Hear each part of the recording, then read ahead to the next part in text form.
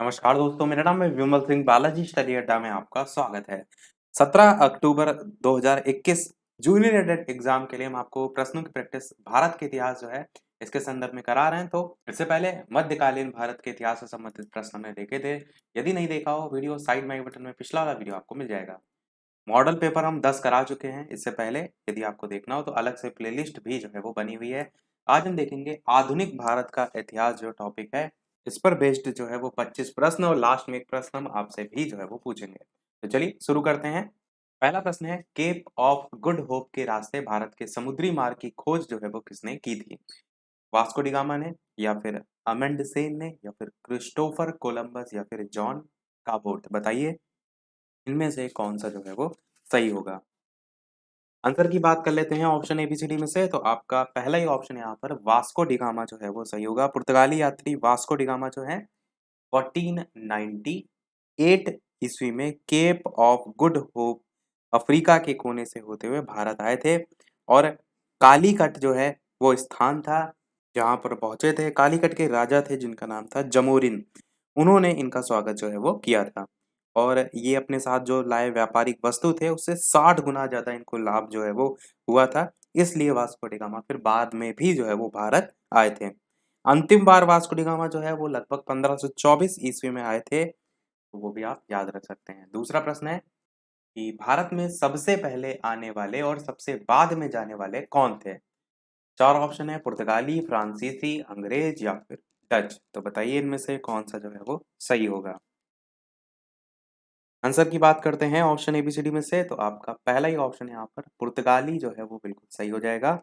यूरोपीय यात्रियों में सबसे पहले पुर्तगाली यात्री आए थे वास्को डी गामा। और ऊपर वाले क्वेश्चन में हमने भी देखा था वास्को डी गामा के बारे में। तो वो पुर्तगाली यात्री थे, यही सबसे पहले आए थे। इन्होंने 1503 ईस्वी में कोचीन जो कि केरल में आता है उसमें अपनी पहली व्यापारिक फैक्ट्री भी जो है वो खोली थी। और पुर्तगाल ही जो है देश में सबसे बाद भी गए थे। तो 1961 में वहां से गोवा मुक्त हो गए थे। तो बाद में वाले भी और पहले आने वाले दोनों में ही आपका पुर्तगाली हो जाएगा।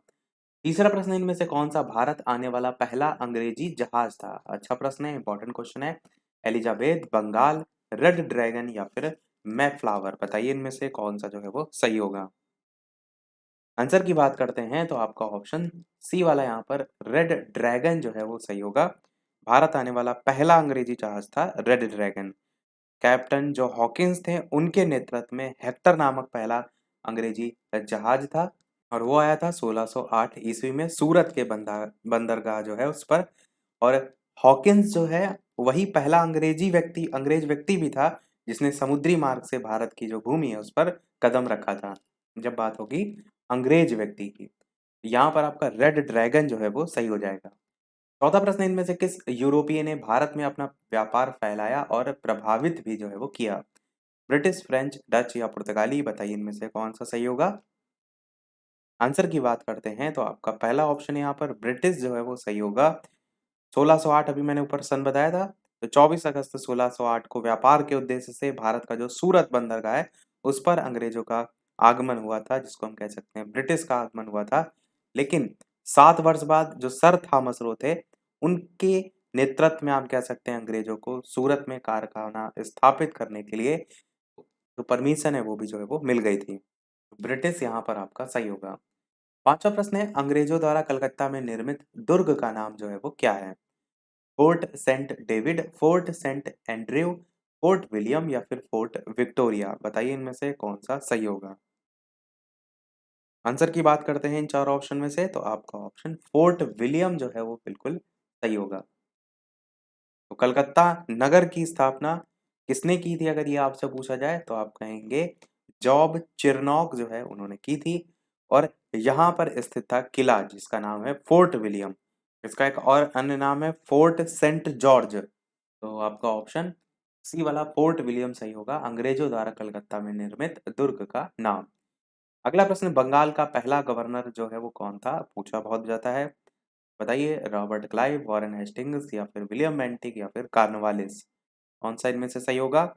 आंसर की बात करते हैं तो आपका वॉरेन हेस्टिंग्स जो है वो सही होगा। 1773 जो है वो टाइम आप याद रख सकते हैं। वॉरेन हेस्टिंग्स थे बंगाल के पहले गवर्नर। और जो 1773 का रेगुलेटिंग एक्ट था, उसके तहत बंगाल का गवर्नर जनरल इनको जो है वो बनाया गया था। इनके बारे में आप एक पॉइंट को याद रख सकते हैं कि जो हेस्टिंग्स हैं, इन्होंने लॉर्ड क्लाइव की जो द्वैध शासन प्रणाली थी, उसको समाप्त किया था और भारत में इसे न्यायिक सेवा का जनक के रूप में भी जो है वो जाना जाता है। अगला देखते हैं आपका 7वां प्रश्न। फ्रेंच ईस्ट इंडिया कंपनी का जो गठन है, वो जो है वो कब हुआ था? सन 1600 ईस्वी, या फिर 1620 ईस्वी, या फिर 1664 ईस्वी, या फिर 1604 ईस्वी। तो बताइए इनमें से कौन सा सही होगा। साथ ही साथ वीडियो पसंद आए तो लाइक भी सभी लोग अवश्य करते रहिएगा। तो अच्छे प्रश्न प्रैक्टिस करा रहे हैं, एक लाइक तो आपका वीडियो पर बनता ही है। तो चलिए आंसर की बात करते हैं। तो आपका ऑप्शन 1664 जो है ईस्वी बिल्कुल सही होगा। फ्रांस के जो सम्राट थे जिनका नाम था लुई 14, तो उनके मंत्री थे जिनका नाम था कोलबर्ट, उनके द्वारा 1664 ईस्वी में फ्रेंच ईस्ट इंडिया कंपनी की स्थापना जो है वो की गई थी और इसे कंपनी द इंडस ओरिएंटल भी नाम जो है वो दिया गया था। अगर आपसे कंपनीज या कंपनी दा करके लिखा हो या अगर इंग्लिश में नाम लिख के आता है तो कंपनाइट्स करके एक ही में जोड़ के लिख के आता है, तो कंपनी द इंडस ओरिएंटल जो है इसे नाम दिया गया था और ये जो कंपनी थी, इस पर फ्रांसीसी सरकार का पूरी तरीके से नियंत्रण जो है वो था। 8वां प्रश्न, इनमें से कौन सी भारत में फ्रेंच बस्ती जो है वो नहीं है? पांडिचेरी, माहे, गोवा, चंद्रनगर। बताइए इनमें से कौन सा सही होगा। आंसर की बात करते हैं ऑप्शन एबीसीडी में, तो सी वाला आपका ऑप्शन यहाँ पर गोवा जो है वो बिल्कुल सही होगा। और फ्रेंच जो बस्ती हैं, फ्रांसीसी जो है उन्होंने जो अपनी फ्रेंच बस्तियां थी उसमें पांडिचेरी, चंद्रनगर, माहे और आपका जो मालाबार समुद्र तट है, वो भी आप ध्यान रख सकते हैं, ऑप्शन में पूछ लिया जाता है। तो ये सभी जो है वो थे। परंतु जो गोवा था, इसके फ्रांसीसियों ने अपनी जो बस्ती है वो नहीं खोली थी क्योंकि उस पर 1510 से 1961 तक जो पुर्तगाली हैं उनका अधिकार था। अगला प्रश्न देखते हैं आपका 9वां कि धन का अपवहन सिद्धांत का निरूपण इनमें से किसने दिया था? ये भी क्वेश्चन पूछा जाता है। बताइए Dadabhai Naoroji, M G Ranade, R G Dutt या फिर बी सी पाल। कौन सा इनमें से सही होगा?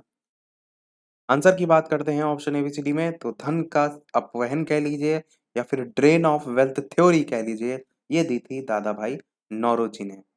इस सिद्धांत में क्या था, जो भारत का धन था वो ब्रिटेन को भेजा जाता था बिना कोई प्रतिफल के। तो जो दादा भाई नौरोजी थे, इन्होंने अपनी पुस्तक थी the poverty and un British rule in India, उसमें जो धन का अपवहन सिद्धांत है या धन निष्कासन सिद्धांत है, उसका उजागर जो है वो किया था। और साथ ही साथ एक लेख भी था, उस लेख का नाम था भारत पर इंग्लैंड का ऋण। तो इसको जो दादा भाई नौरोजी थे, इन्होंने ईस्ट इंडिया एसोसिएशन की बैठक हुई थी, तो इन्होंने अपना जो लेख था, इसमें ये जो धन का अपवहन सिद्धांत है या धन के जो निष्कासन है उसकी चर्चा भी की थी। तो दादा भाई नौरोजी आपका सही होगा। 10वां प्रश्न है भूमि की पट्टेदारी की रैयतवाड़ी प्रणाली को किस स्थिति का जो है वो संदर्भ है? तो बताइए, 4 ऑप्शन है, कौन सा इनमें से सही होगा? डायरेक्ट हम आंसर की बात करते हैं, ऑप्शन हम आपको चारों जो है वो दिखाई दे रहे हैं। रैयतवाड़ी जो व्यवस्था है, सबसे पहले सन आपको पता होना चाहिए। देखिए आंसर की बात करते हैं तो पहला आपका यहाँ सही होगा। रैयत वह भूस्वामी है जो अपने कब्जे की भूमि का निर्धारित लगान स्वयं ही सरकार को अदा करता है। तो रैयतवाड़ी जो व्यवस्था है वो आपकी सर्वप्रथम 1792 ईस्वी में मद्रास के 12 महल जिला जो था उसमें जो है कर्नल रीड थे और टॉमस मुनरो थे। तो कर्नल रीड और टॉमस मुनरो जो है उन्होंने लागू की थी। ये जो व्यवस्था थी इसमें प्रत्येक जमीन जो भी धारक है उसको भूस्वामी ही मानकर उसके साथ लगान देने की जो शर्त है वो जो है वो तय की जाती थी। फिर बाद में जो व्यवस्था है वो आपको मद्रास हो गया, मुंबई है, बम्बई पहले नाम था, पूर्वी बंगाल है, असम है, उसमें भी जो है वो लागू की गई। 11 प्रश्न है कि ब्रिटिश शासन के दौरान तत्कालीन मद्रास प्रेसिडेंसी में रैयतवाड़ी प्रणाली की शुरुआत करने वाला कौन था? तो मैकार्टनी या फिर एल्फिस्टन या फिर थॉमस मुनरो, जॉन लॉरेंस, 4 नाम है। ऊपर वाले क्वेश्चन में मैंने 2 नाम बताए, एक कर्नल रीड और थॉमस मुनरो। रीड का नाम तो यहाँ पर है नहीं, थॉमस मुनरो का नाम है, या थॉमस मुनरो भी इन्हीं का नाम है, तो आपका यही ऑप्शन जो है वो सही हो जाएगा। और ये जो व्यवस्था थी उसमें मैंने बताया था ना ऊपर कि भूमि का जो मालिकाना हक है वो किसान का होता था। और ये जो व्यवस्था है उसके तहत जो भी पंजीकृत किसान है वो भूमि का स्वामी होता था। वो सीधे राजस्व जो है वो कंपनी को देता था इस रैयतवाड़ी जो प्रणाली है उसमें। अगला प्रश्न 12 है कि भारत में राजस्व एकत्र करने के स्थायी बंदोबस्त की जो प्रणाली है वो शुरू की गई थी। लॉर्ड कर्जन के द्वारा, लॉर्ड डलहौजी के द्वारा, लॉर्ड हेस्टिंग्स जो है उनके द्वारा या फिर लॉर्ड कार्नवालिस जो है उनके द्वारा।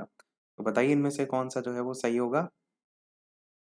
आंसर की बात करते हैं तो लॉर्ड कार्नवालिस आपका ऑप्शन जो है वो बिल्कुल सही होगा। इन्हीं के द्वारा 1793 ईस्वी में बंगाल, बिहार, उड़ीसा और उत्तर प्रदेश के जो बनारस है उसमें ब्रिटिश भारत का 90% जो भूभाग है उस पर स्थायी जो बंदोबस्त व्यवस्था है ये जो है वो लागू की गई थी।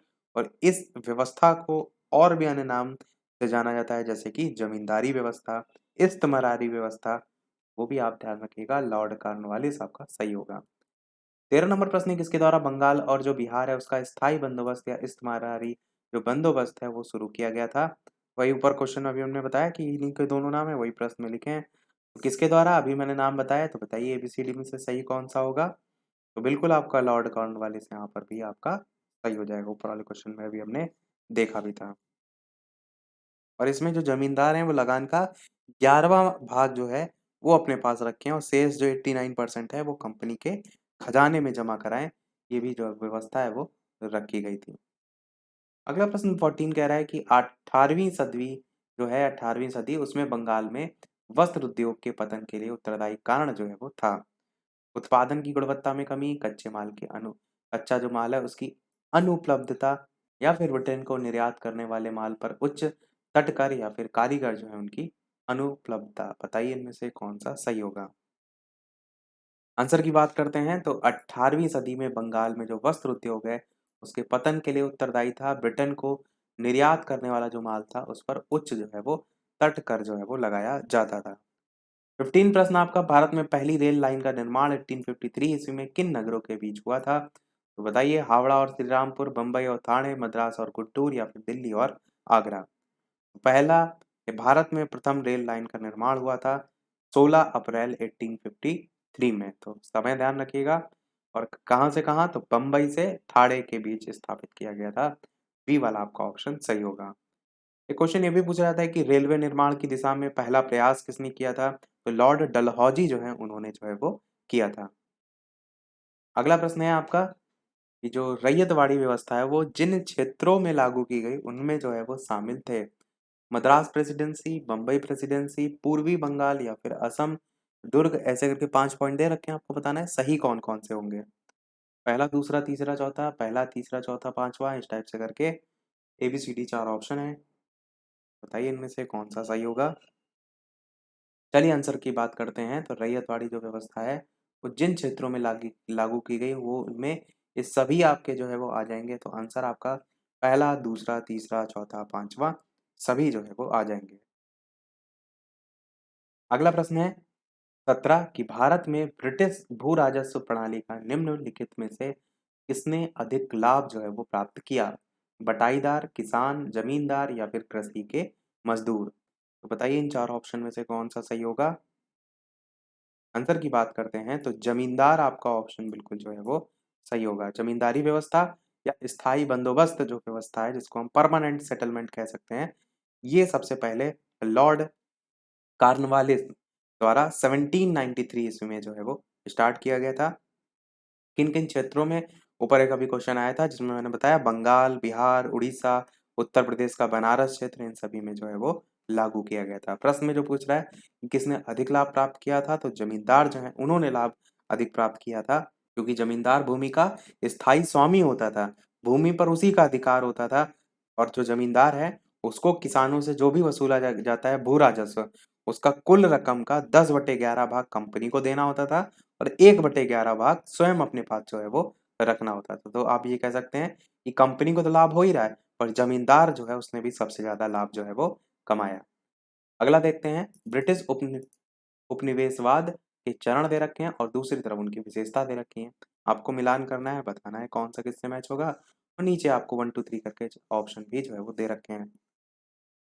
तो वाणिज्यिक जो चरण है ये आपका 1757 से 1813 जो है, इसके सामने इसका आंसर लिखा है कि एकाधिपत्य व्यापार और प्रत्यक्ष विनियोग का काल, यानी कि ये सामने ही जो है वो मैच हो जाएगा। औद्योगिक जो चरण है वो मुक्त व्यापार का काल कहलाता है, तो ये भी आपका सामने ही है। और वित्तीय पूंजीवाद भी ब्रिटिश पूंजी निवेश की का काल है। नहीं, आंसर आपका पहला ही यहाँ पर 1 2 3 करके जो दे रखा है यही जो है वो सही हो जाएगा।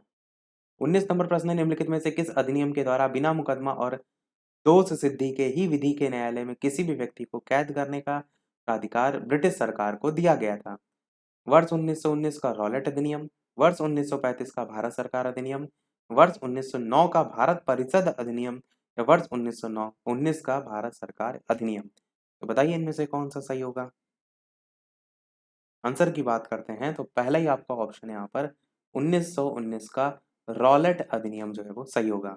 इसके बारे में मैंने आपको शायद बताया भी था कि ब्रिटिश सरकार द्वारा भारत में जैसे थे जो क्रांतिकारी घटनाएं हो रही थी ना, जैसे 1857 की क्रांति एक एग्जाम्पल के तौर पर आप समझ रहे हैं, तो उनको दबाने के लिए 1917 था, उसमें न्यायाधीश जो सिडनी थे, रॉलेट, सिडनी रॉलेट, उनकी अध्यक्षता में एक समिति गठित की गई थी, जिसका उद्देश्य ये था कि जो भी यहाँ पर आप देख रहे हैं क्रांतिकारी घटनाएं उनको दबाया जा सके। तो रॉलेट एक्ट जो है वो मार्च 1919 में, जो यहाँ पर सन लिखा है ना, 1919 में लागू किया गया था, जिसे बिना अपील, बिना वकील, बिना दलील का कानून जो है वो कहा जाता था।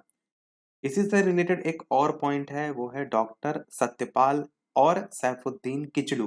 दो नाम याद रखिएगा, डॉक्टर सत्यपाल और सैफुद्दीन किचलू। इनको 9 अप्रैल 1919 9 अप्रैल 1919 को अमृतसर के जो डिप्टी कमिश्नर थे उन्होंने गिरफ्तार कर लिया था। तो आप समझ रहे हैं कि इधर लागू हुआ, उधर गिरफ्तारी हुई, और फिर जिसका परिणाम आपको बाद में जलियांवाला बाग हत्याकांड उन 13 अप्रैल 1919 को देखने को भी मिला था। अगला देखते हैं 20 नंबर प्रश्न, गांधी जी ने सांप्रदायिक पुरस्कार का विरोध जो है वो क्यों किया? सांप्रदायिक पक्षपात, हिंदू समाज में मतभेद उत्पन्न करना, भारत की आर्थिक जो दुर्दशा है वो, या हस्तशिल्प का विनाश। आंसर की बात करते हैं तो हिंदू समाज में मतभेद जो है वो उत्पन्न कर देना, यही आपका ऑप्शन बिल्कुल जो है वो सही होगा। जो ब्रिटिश प्रधानमंत्री थे जिनका नाम था रैमजे मैकडोनाल्ड, उन्होंने 16 अगस्त 1932 को सांप्रदायिक पंचाट जो है वो प्रस्तुत किया था, जिसमें था क्या, जिसमें जो अल्पसंख्यक समुदाय था उसके लिए विधानमंडल में कुछ सीटें सुरक्षित कर दी गई थी। अब जिनके सदस्यों का चुनाव अलग से निर्वाचक मंडल द्वारा जो है वो किया जाना था। तो जो मुसलमान थे और जो सिख थे, तो पहले से ही अल्पसंख्यक माने जाते थे, तो अब नए कानून के तहत क्या हुआ, दलित वर्ग को भी अल्पसंख्यक मानकर हिंदुओं से अलग कर दिया गया। तो जो महात्मा गांधी जी थे, इन्होंने इस निर्णय के विरुद्ध जो पुणे की यरवदा जेल थी उसमें अनशन स्टार्ट कर दिया। फिर 24 सितंबर 1932 को गांधी जी और अंबेडकर जो है उनके मध्य पूना पैक्ट भी आपको देखने को मिला था। यहाँ पर देना नहीं होना चाहिए था, देगा वर्ड होना चाहिए था, तो और ज्यादा जो है ये सही होता कि गांधी जी ने सांप्रदायिक पुरस्कार का विरोध इसलिए किया क्योंकि ये हिंदू समाज में मतभेद उत्पन्न कर देगा। ये आपका सही हो जाएगा, तब बी वाला ऑप्शन। 21 नंबर प्रश्न है, ए ओ ह्यूम जो है इस संदर्भ में कि इनमें से कौन सा कथन सही जो है वो नहीं है? उसने भारतीय राष्ट्रीय कांग्रेस की स्थापना की, तो आप कहेंगे ये तो बिल्कुल सही है। उसने कांग्रेस के 2 सत्रों की अध्यक्षता की, ये वाला आपका ऑप्शन गलत है। वो ऑर्निथोलॉजिस्ट था, बिल्कुल सही है। वो भारतीय सिविल सेवा का सदस्य था, बिल्कुल सही है। तो केवल यहाँ पर बी वाला गलत है, यही आपका आंसर जो है वो सही हो जाएगा। 22 नंबर प्रश्न है आपका कि भारतीय राष्ट्रीय कांग्रेस का जो पहला अधिवेशन है वो जो है वो कहाँ आयोजित हुआ था? लखनऊ, कलकत्ता, बंबई, मद्रास। बताइए इनमें से कौन सा जो है वो सही होगा? भारतीय राष्ट्रीय कांग्रेस का पहला जो है वो अधिवेशन, आंसर की बात करते हैं तो आपका बंबई में जो है ये अधिवेशन हुआ था। पूछा बहुत जाता है, और ये भी पूछ लिया जाता है कि कोई पर्टिकुलर कि कलकत्ता में या लखनऊ में या मद्रास में, इस टाइप से कब जो है वो अधिवेशन हुआ, तो वो भी आप देख सकते हैं। 23 नंबर प्रश्न है, भारतीय राष्ट्रीय कांग्रेस का जो पहला अधिवेशन था उसमें कितने जो प्रतिनिधि हैं उन्होंने जो है वो भाग लिया था? 75, 76, 71 या फिर 72? तो बताइए इनमें से कौन सा जो है वो सही होगा? आंसर की बात करते हैं तो आपका डी वाला ऑप्शन 72 जो है वो बिल्कुल सही होगा। तो टोटल 72 जो सदस्य थे उन्होंने हिस्सा लिया था कांग्रेस के पहले अधिवेशन में। कहाँ हुआ था वो मैंने बता दिया ऊपर वाले क्वेश्चन में, बम्बई में जो है वो हुआ था। और ये जो अधिवेशन था उसको पुणे में आयोजित होना था, लेकिन वहाँ हैजा फैल गया था, इसलिए बम्बई में इसे आयोजित करना पड़ा था। तो क्वेश्चन इस तरीके से भी आपसे पूछा जा सकता है कि पहले ये जो है स्थान कहाँ पर जो है वो घोषित हुआ था। 24 नंबर प्रश्न देखते हैं, जो कि हमारा सेकंड लास्ट प्रश्न होगा। इसके बाद एक प्रश्न हम और देखेंगे और लास्ट में एक प्रश्न हम आपसे भी पूछेंगे कि कांग्रेस का 1906 का अधिवेशन जिसमें स्वराज्य को लक्ष्य घोषित किया गया था वो कहाँ पर हुआ था? बम्बई, कलकत्ता, लखनऊ या फिर मद्रास? बताइए इनमें से कौन सा जो है वो सही होगा। आंसर की बात करते हैं तो आपका ऑप्शन कलकत्ता जो है यहाँ पर बिल्कुल सही होगा। तो जो 1904 था उसमें दादा भाई नौरोजी ने भारत के लिए स्वशासन या फिर स्वराज्य जो है इसकी मांग जो है वो की थी। इस चीज को ध्यान दीजिए, पूर्ण स्वराज नहीं, यहाँ पर स्वराज की बात की गई है। और 1906 जो है इसमें कांग्रेस का जो कलकत्ता अधिवेशन था इसमें इनकी अध्यक्षता के 4 प्रस्ताव पारित किए गए थे। स्वदेशी आंदोलन, बहिष्कार आंदोलन, राष्ट्रीय शिक्षा और स्वशासन। तो कलकत्ता आपका ऑप्शन सही हो जाएगा। देखते हैं हमारा अगला और इस वीडियो का लास्ट प्रश्न, और इसके बाद एक प्रश्न पूछेंगे हम आपसे भी, जैसा कि सभी वीडियो में हम आपसे एक ना एक प्रश्न पूछते हैं। और इस प्रश्न को देखने से पहले वीडियो अभी तक आपने लाइक ना किया हो, सभी लोग वीडियो को लाइक भी करते रहिएगा। इसी प्रकार अच्छे अच्छे प्रश्न प्रैक्टिस करते रहें। चैनल पर नए हो सब्सक्राइब करके जुड़ जाइएगा, और टेलीग्राम चैनल से जो भी ना जुड़े हो लिंक आपको डिस्क्रिप्शन में मिल जाएगी। बालाजी स्टडी अड्डा सर्च करके भी टेलीग्राम से जुड़ सकते हैं। प्रश्न आपका है, भारतीय तिरंगे का पहली बार जवाहरलाल नेहरू ने कहां पर ध्वजारोहण जो है वो किया था? ये 26 प्रश्न देख रहे हैं, 25 वाला हम आपसे पूछेंगे इसके बाद। 1947 में लाल किले की प्राचीर से, 1929 में लाहौर में रावी नदी जो है उसके तट पर, या जब भारत 1950 में प्रजातांत्रिक गणतंत्र बन गया तब, या जब 1935 में भारत सरकार अधिनियम जो है वो पारित किया गया तब? तो बताइए इनमें से कौन सा सही होगा। आंसर की बात करते हैं ऑप्शन एबीसीडी में से, तो आंसर की बात करते हैं तो बी वाला आपका ऑप्शन 1929 में लाहौर में रावी जो नदी है उसके तट पर जो है वो फहराया था। समय था 31 दिसंबर 1929 को। कौन सा अधिवेशन? तो लाहौर अधिवेशन जो है वो था। कई बार डायरेक्ट अधिवेशन ही जो है आपसे पूछ लिया जाता है, तो आपको पता होना चाहिए। तो सभी प्रश्न हमारे समाप्त हुए। अब एक प्रश्न आपके लिए भी, जैसे कि सभी वीडियो में हम आपसे एक ना एक प्रश्न पूछते हैं, तो इस वीडियो का आपके लिए प्रश्न है जिसका आंसर वीडियो के मेन कमेंट में टाइप करके आपको बताना है कि पूर्ण स्वराज की जो शपथ है वो कांग्रेस के किस अधिवेशन में जो है वो ली गई थी? ए ऑप्शन है यहाँ पर कलकत्ता, बी ऑप्शन है लाहौर, सी ऑप्शन है इलाहाबाद और डी ऑप्शन है मद्रास। बेहद ही महत्वपूर्ण क्वेश्चन है, और अगर आपने पेट का एग्जाम दिया होगा तो, या फिर आपने पेट का पेपर देखा होगा तो ये क्वेश्चन वहां पर पूछा भी गया था। तो सभी लोग अपना आंसर वीडियो के मेन कमेंट में टाइप करके बताइएगा।